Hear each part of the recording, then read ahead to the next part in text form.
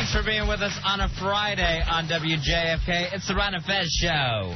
Beautiful night out there tonight, Fezzy. Giving away some Dead tickets tonight, too, on the Ron and Fez Show. 866-277-4969. Yeah, it's going to be the Dead live in concert Sunday, August 15th at the Nissan Pavilion. Thank God they finally shed that whole Jerry Garcia thing, and now everybody else has a little more room to shine. I think it works out better for the whole band. Is Bruce Hornsby still hanging with them? You know, I don't know what happened there. I don't know what happened to the man climbing Jacob's ladder. I don't know whether he's still hanging out. 866-277-4969 is the toll-free phone number. Ronnie and I went to see Kill Bill Volume 2 today. Great, great fight scenes again in this thing. I'm trying to think of, other films like that I could compare to with fight scenes. Matrix. Yeah. You know, it was a kung fu movie. It was a kung fu movie. One point in the movie, Fez, I acted like I had to go to the bathroom, but I didn't. I just could not watch the claustrophobic scene. Oh. Yeah, so I acted like, oh, excuse me. Let me up here. I have to use the restroom.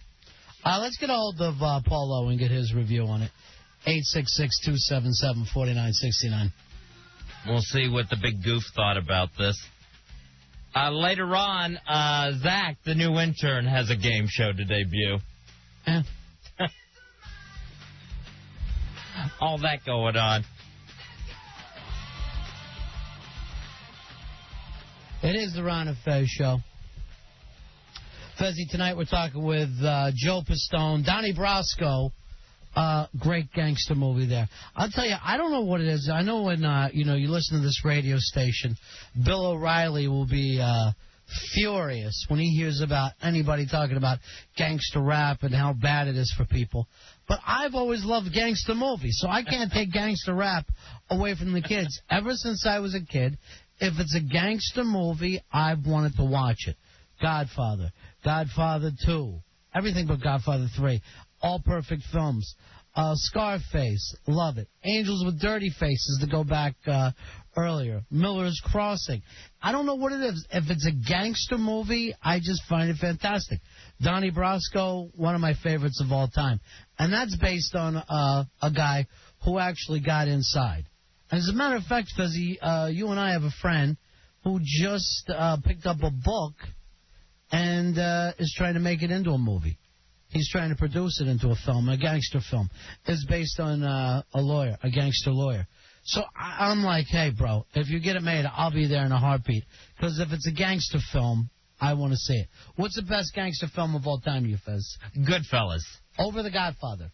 Yeah, I like Goodfellas over The Godfather. I can't even understand that kind of talk. Because The Godfather, to me, it sits alone. I love Scorsese. I love Goodfellas up until the coke scenes. Then again, I have to excuse myself, go out to the bathroom. But The Godfather itself sits there on the top like a holy grail. I love Godfather too, but as far as having a beginning, middle, and end, it's The Godfather. I don't care. I don't care what other movie you bring in. I don't care what's in the other thing. I'm going to sit and watch The Godfather. And I've seen it a million times. My problem with gangster movies is they make me so hungry. I am starving by the time I'm done with a gangster movie. Because the Italians have the greatest food ever. And that's why The Sopranos is such a great series, because every scene there's some food that you could eat. I like the gangster movies where, like Goodfellas and Bronx Tale, where you see the kid kind of grow into it in his neighborhood, and you just watch the kid all the way through, where all of a sudden, he sees the life, he's envying it. That's when it's at its most glamorous, because the kid can only see the good part of it. Hey, Paul Lowe. Yes, boss. How are you, buddy? Okay, good, sir. We just literally came from Kill Bill Volume 2. Oh, very nice. Love the film. What did you think of it? Okay, well, obviously, I told you a couple of weeks ago I loved it. Obviously, the thing about this is that it's pretty much his take on those B movies, and he can do anything he wants. I mean, there's moments in this film, like in the first film, that stretch credibility beyond belief, and almost the challenges for him to make it work.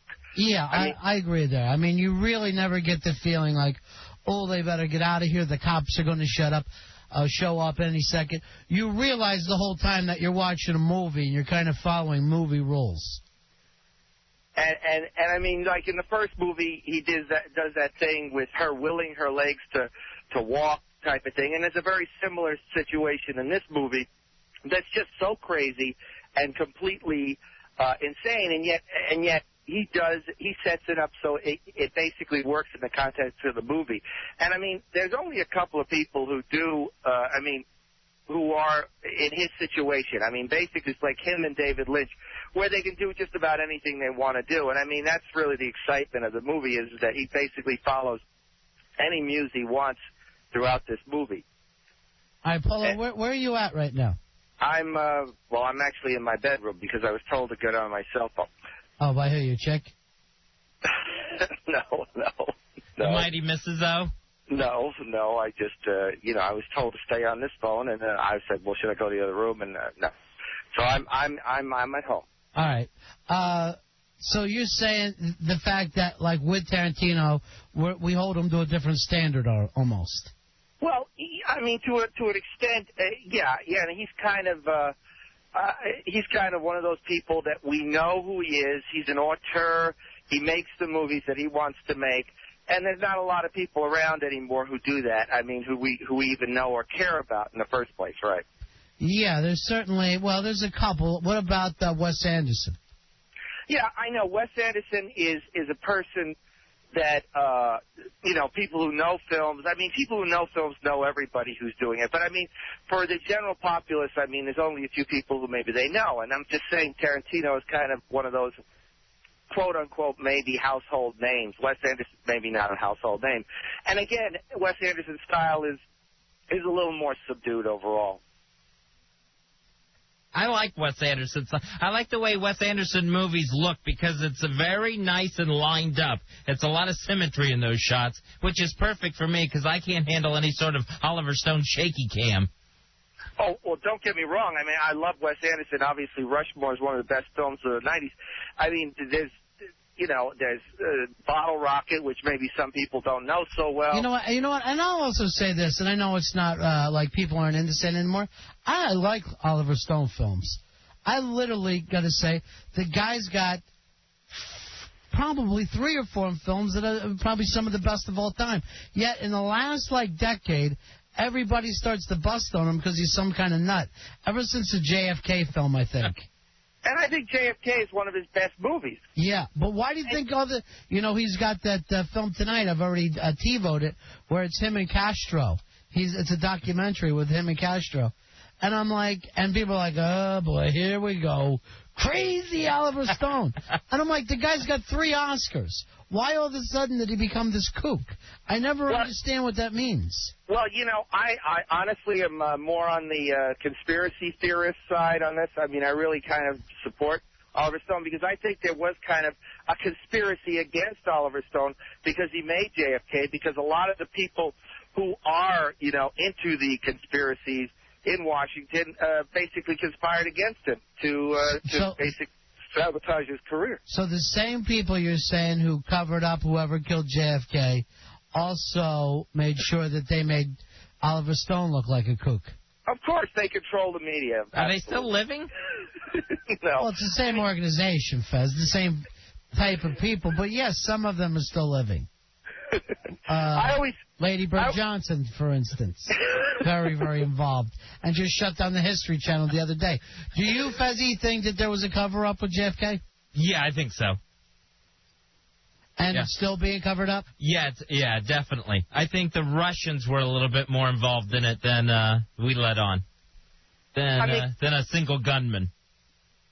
I mean, clearly Oliver Stone never said, look, this is what happened in this movie with JFK. He said, this is a bunch of theories since, they're really thrown together fast. Yeah, no, not at all. I think he worked pretty hard on that, but I do believe that he said, look, I'm gonna run with this because, there's so many questions about the Warren Commission, and I think he was attacked for it. I mean, the person I think did Dan Rather really went after him specifically.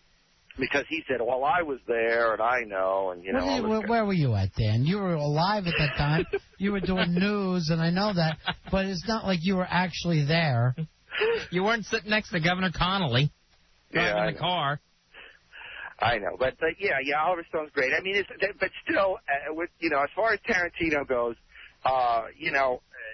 he gets to basically go anywhere he wants and go as crazy as he wants and try and make it work, and that's exciting for him, and it's exciting for me to watch. What do you mean exciting for you? This all becomes about you again? Uh-oh, I think somebody's coming this way. You in trouble with your wife? Yeah, no, not at all. I think she's... Are you still here? Yes, Gail, I'm still here. You are? Yeah? You are? Yeah. Okay. Okay, Is she I'm crying? here. All right, Gail. I'll be all right. Well, in any case... Why is she crying, Polo? Did you finally try to send her to the moon? What, the cake fell? Did the cake fall? The cake was left out in the rain. Here, you want to talk to somebody? Huh? Polo's wife is a little bit crazy. I think she fell asleep at the stove. What? What's wrong, hon? What's wrong, Mrs. Polo? I don't know. Hold on, let me see. You want to talk to her? What happened? I don't know. I think she fell asleep at the stove cooking the cake. And is her cake ruined? I think it might be ruined. Did she fall in the batter? I'm not sure, but I told her before. Gail. Is it in the oven? Yeah, it is in the oven. It isn't. Oh, it isn't in the oven. Where did the cake go? I'm still making it. Did she eat it? Did she accidentally eat it? Did you eat the cake by accident? It isn't in the oven yet. Oh. Wait a minute, to the dump. I'm going to the other phone. All right. Yeah, why is she cursing, Polo? I don't know. Let us talk to her. I don't know. She can't find her bloody cake. She lost it. Let's talk to her, Polo. What happened? This I is... wouldn't eat it. Yeah, hold on. Can you tell them where the cake is? The cake is on its way to the oven. All right. Why was she... Completely made its way to the oven. It hasn't made its way. That's some yet. code. Way. Now, she used to scream and yell until these new drugs... Making fun of me. No, we're not. We're worried about... They're not. Was she crying, Polo? Yeah, I think she's a little confused. I think she just fell asleep, that's all. Is it new drugs that she's on? Yeah, And that makes her act like that instead of mean and crazy? a little bit. Why do you have to make fun of me? Why? Yeah, Paula. Why do you have to make fun of me? No. Did she fall asleep in the oven? I don't want anybody to make fun of me. No, everything's fine, and it sounds like the cake is fine, too. Well, the cake's gone. How's the pie? It's gonna be okay. Yeah, the cake's going to be fine, so don't worry about it. Here, let us talk to I her. think All right, hold on. Yeah. you're making fun of Yeah, me. you want to No, talk we're not making fun of you, dummy. Why do you think that we're making fun of you, Maroon?